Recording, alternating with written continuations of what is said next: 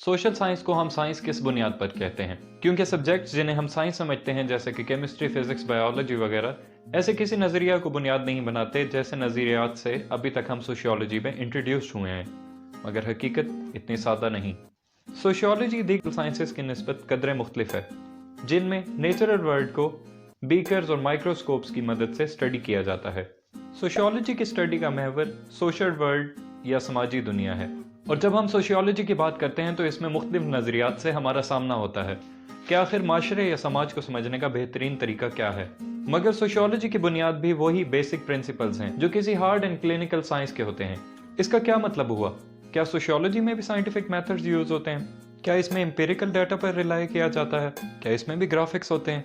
Because science is really any practice that uses a systematic method observation to gain knowledge. और sociology में भी हर science की तरह शुरुआत होती है एक सवाल से, जिसके जवाब में आप एक टेस्टेबल थ्योरी बनाते हैं कि आखिर किस अंदाज में आप इस सवाल का जवाब ढूंढेंगे, और फिर एम्पिरिकल डाटा की मदद से उस थ्योरी को आप टेस्ट करते हैं। एम्पिरिकल डाटा जो कि एक वेरीफाइबल सिस्टमैटिकली कलेक्टेड डाटा होता है। अब आप तबाही दुनिया को एक्सप्लोर कर रहे हो या समाजी दुनिया को, साइंटिफिक मेथड का बुनियादी फलसफा पॉजिटिविज्म है। पॉजिटिविज्म का कॉन्सेप्ट अगस्त कॉम्टे ने दिया। जी हाँ, ये वही अगस्त कॉम्टे हैं जिनका जिक्र 2 एपिसोड पहले फाउंडर ऑफ सोशियोलॉजी के तौर पर हो चुका है। पॉजिटिविज्म का बुनियादी आर्गुमेंट यह है कि हमें फिनोमेना को डायरेक्ट ऑब्जर्वेशन से स्टडी करना चाहिए और इन ऑब्जर्वेशन को इकट्ठा करके एक फैक्ट या थ्योरी की शक्ल में दुनिया को समझने के लिए बरूए कार लाया जा सकता है। पर पॉजिटिविज्म क्या है? दरअसल ये मुस्बत ख्याली का कास नहीं, और ना ही कॉम्टे कहना चाह रहे हैं कि आई एम पॉजिटिव। इसके बरक्स पॉजिटिव थ्योरी एक ऑब्जेक्टिव और फैक्ट बेस्ड थ्योरी है, और दूसरी जानिब सब्जेक्टिव नॉर्मेटिव थ्योरीज और वैल्यू बेस्ड थ्योरीज हैं। इन सब से बाद सोशियोलॉजी की 3 टाइप्स ऑफ इंक्वायरी तक जा पहुंचती है। Positive sociology is the study of society on the basis of systematic observation. एक साइंटिस्ट के तौर पर सोशियोलॉजिस्ट का सारा दारो मदार उसकी ऑब्जर्वेशन पे होना चाहिए, ना कि उसके अपने ख्यालात या बिलीफ्स पर। और समाजी दुनिया से जुड़े सवालात के जवाब एम्पिरिकल एविडेंस बेस्ड होने चाहिए। कौन से एविडेंस कलेक्ट किए जाते हैं? अगर आप क्वांटिटेटिव रिसर्च कर रहे हैं तो कलेक्ट किए जाने वाले डेटा की नौयत कुछ मुख्तलिफ होगी, क्योंकि quantitative research is the study of observable relationship, in other word using statistical और mathematical methods. Basically quantitative information एक ऐसे एविडेंस का नाम है जिन्हें काउंट या टैली किया जा सके, पर इसमें सिर्फ नंबर बेस्ड डाटा नहीं होता, जैसा कि आप किस स्टेट के बाशिंदे हैं, आपका जेंडर क्या है, किस नस्ल से आपका ताल्लुक है। एक क्वांटिटेटिव एविडेंस बहुत से वेज में यूज किया जा सकता है। मिसाल के तौर पर ये एक डिस्क्रिप्टिव डाटा हो सकता है, जो कि नाम से ही जाहिर है कि such data which describe the fact relevant to questions we are searching. जैसा कि अगर आप जानना चाहते हैं कि यूएस में इनकम डिस्ट्रीब्यूशन का क्या पैटर्न है, तो ये डाटा आपको सबसे बड़ा दोस्त है।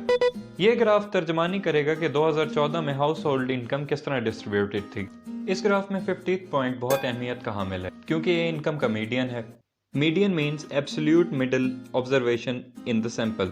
इसका मतलब हुआ कि 50% लोगों की इनकम इससे ज्यादा है और 50% लोगों की इनकम इससे कम। इस केस में इनकम का मीडियन $53,700। लेकिन इस ग्राफ का इतनी जल्दी कंक्लूजन मत निकालें। मीडियन इनकम का सेंटर पॉइंट है, लेकिन ये एवरेज हाउस होल्ड इनकम नहीं, और यहाँ हमें मीन का जिक्र करना पड़ेगा, which is sum of all values divided by number of observation। 2014 में हाउस होल्ड इनकम का मीन $75,700 था, जो कि मीडियन से काफी ज्यादा है। पर मीन और मीडियन में इतना फर्क क्यों? जैसा कि वो लोग जो वॉल स्ट्रीट मूवमेंट के एहतजाज में शामिल थे, उनका कंसर्न थे दी 1%, जिससे साबित होता है ये एक पॉलिटिकल लेबल नहीं बल्कि एक डिस्क्रिप्टिव डाटा है। और ये एक हकीकत है कि 1% लोगों के पास 99% लोगों से ज्यादा दौलत है। इसका मतलब है कि 1% people are more rich than 99% people. और ये बात डिस्क्राइब करती है मीन और मीडियन के आपसी गैप को। नहीं, मैं सियासत नहीं कर रहा, बल्कि इट्स प्योर मैथमेटिक्स, जबकि मीन $5 लाख होगा। दूसरी तरह के एविडेंस है क्वालिटेटिव एविडेंस। इस टाइप के डाटा का नंबर से कोई ताल्लुक नहीं, बल्कि जहां क्वांटिटेटिव में डाटा को मैयर किया जाता है, वहीं क्वालिटेटिव में डाटा के कैरेक्टरिस्टिक्स और इसकी इलस्ट्रेशन पर गौर किया जाता है। हाँ, इसमें कभी ऐसा भी हो सकता है कि डाटा नंबर्स के फॉर्म में हो, मगर इसमें ज्यादातर इन्हिसार उस डिस्क्रिप्शन पे किया जाता है जो इंटरव्यू या क्वेश्चनेयर से हासिल की जाए।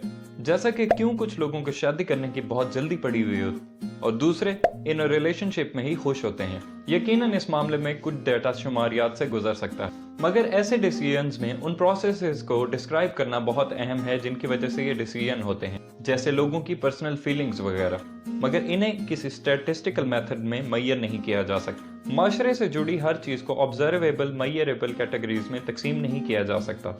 और आपने भी शायद ये महसूस किया हो कि इंसान ज़रा अनप्रडिक्टेबल होते हैं। नेचुरल साइंस में वो एनवायरनमेंट जिसे साइंटिस्ट ऑब्जर्व कर रहे होते हैं कम्प्लीटली कंट्रोल्ड होता है। जैसे पेट्री डिश में रखे हुए माइक्रोब्स अपनी फ्री विल का इस्तेमाल करते हुए आपके कम्प्लीटली प्लान्ड एक्सपेरिमेंट को रियून नहीं कर सकते। लेकिन अगर आप इंसानों के रवैये को स्टडी कर रहे हैं तो आप इंसान और उसके एनवायरनमेंट के अंदर इंटरेक्शन को कंट्रोल नहीं कर सकते। मसलन अगर आप क्वालिटी ऑफ पेरेंटिंग को चाइल्ड डेवलपमेंट के हवाले से मैयर करना चाहें तो you can't randomly assign the babies to the parents. यकीनन खा कितनी भी अहम स्टडी चल रही हो, फिर भी कोई पेरेंट्स दूसरों के बच्चों की परवरिश नहीं करना चाहेंगे, और आप भी एज अ रिसर्चर एनवायरनमेंट को ज्यादा कंट्रोल नहीं करना चाहेंगे। अगर आप इंसानों का असल दुनिया में रवैया ऑब्जर्व करना चाहते हैं तो आप कभी भी ऐसा मेथड अडॉप्ट नहीं करेंगे जिससे स्टडी के दौरान उनका रवैया तब्दील हो।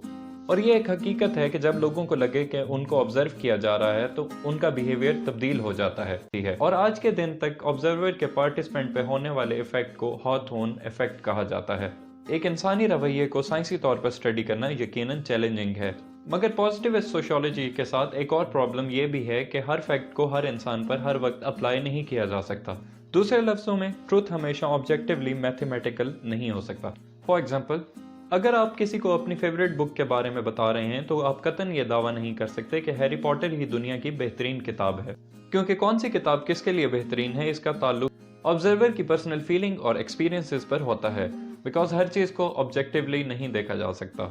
जबकि सोशियोलॉजिस्ट सब्जेक्टिव एक्सपीरियंसेस को भी काबिल मुतायला कंसिडर करते हैं। हर चीज में से एब्सोल्यूट ट्रूथ नहीं ढूंढा जा सकता। जबकि सोशियोलॉजिस्ट लोगों के पर्सनल एक्सपीरियंसेस को भी स्टडी करने के लिए इंटरेस्टेड हैं, जिससे ये सोशल वर्ड बनती है। और ये सोशियोलॉजी के एक मुख्तलिफ कॉन्सेप्ट की तरफ इशारा करता है जो कि है interpretive sociology. Interpretivist sociology is the study of society that focus on the social world and the meaning people attached with their social world। Positive sociology में जिस तरह ऑब्जर्वर एक एक्सटर्नल के तौर पर देखता है कि कोई शख्स किसी खास एनवायरनमेंट में कैसे बिहेव करेगा, जबकि इंटरप्रेटिव सोशियोलॉजी में देखा जाता है कि रवैया क्या है, उसकी वजूहात क्या हैं और लोग अपने रवैयों को किस तरह देखते हैं। इंटरप्रेटिव सोशियोलॉजिस्ट दुनिया को सब्जेक्टिविटी से देखने की कोशिश करते हैं, ना ही किसी स्टैटिस्टिकल डाटा की बुनियाद पर। इंटरप्रेटिविस्ट सोशियोलॉजिस्ट अमूमन ये डाटा इंटरव्यूज और फेस टू फेस इंटरेक्शन से कलेक्ट करते हैं। सोशियोलॉजी में रिसर्च का एक और नजरिया क्रिटिकल सोशियोलॉजी है, जो रिसर्चर की अपनी वैल्यूज को ज्यादा तरजीह देती है।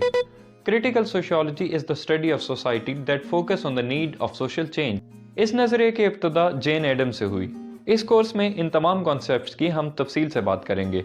आज हमने बात की कि सोशियोलॉजिस्ट एज अ साइंस क्या है, और हमने देखा कि सोशियोलॉजिस्ट एम्पिरिकल एविडेंस की मदद से सोशल वर्ल्ड को किस तरह एक्सप्लोर करते हैं। हमने इसके दो अल्टरनेटिव नजरिए क्रिटिकल और इंटरप्रेटिविस्ट सोशियोलॉजी की बात की। सब्सक्राइब करना मत भूलिएगा।